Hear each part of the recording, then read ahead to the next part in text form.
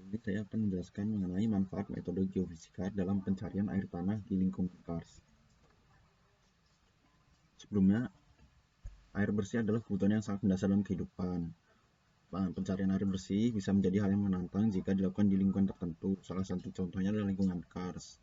Air bersih di lingkungan Kars umumnya baru bisa ditemukan di kedalaman yang sangat dalam, sehingga dibutuhkan pemetaan kondisi bawah permukaan agar tidak salah dalam menentukan lokasi pengeboran. Geofisika adalah ilmu. Sebelumnya saya akan menjelaskan apa itu ilmu geofisika. Geofisika adalah ilmu bumi yang mempelajari bumi dengan kaidah fisika. Geofisika digunakan untuk mengetahui kondisi bawah permukaan tanah dengan melakukan pengukuran parameter fisika, contohnya sifat kelistrikan di atas permukaan tanah. Jadi benda-benda yang ada di bawah permukaan tanah itu bisa diketahui berdasarkan sifat fisikanya, contohnya sifat bagaimana benda tersebut mengalirkan arus listrik.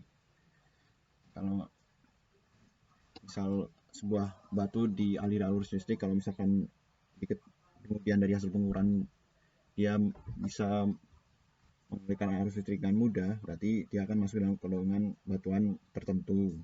Dan jika sulit mengalirkan arus listrik juga, dia akan masuk ke golongan batuan tertentu.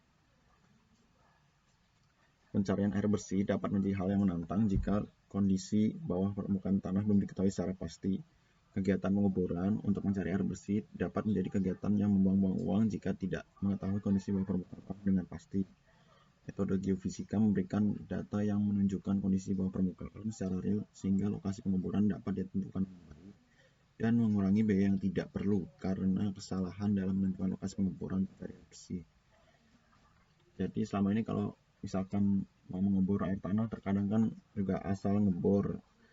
Kalau misalkan dalam sekali ngebor langsung ketemu air tanah, alhamdulillah nggak usah buang-buang biaya banyak. Tapi kalau misalkan ternyata masih belum ketemu atau bahkan kedalamannya sangat dalam, sementara jika ada kemungkinan jika ngebor tempat lain kedalaman keluar air tanahnya lebih dangkal, maka akan sangat membuang-buang uang.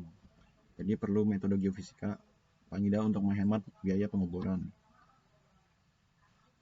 Di sini kita bisa lihat adalah contoh kegiatan carian air tanah dengan metode geofisika.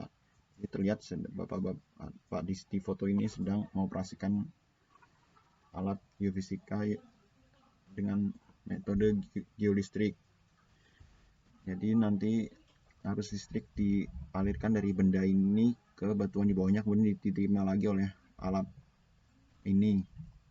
Nanti akan dibaca hasilnya nanti berdasarkan sifat-sifat kemampuan benda di bawah permukaan untuk mengalirkan arus listrik, maka akan bisa disimpulkan apakah lapisan di bawah permukaan terdapat air tanah dan jika ada pada kedalaman berapa.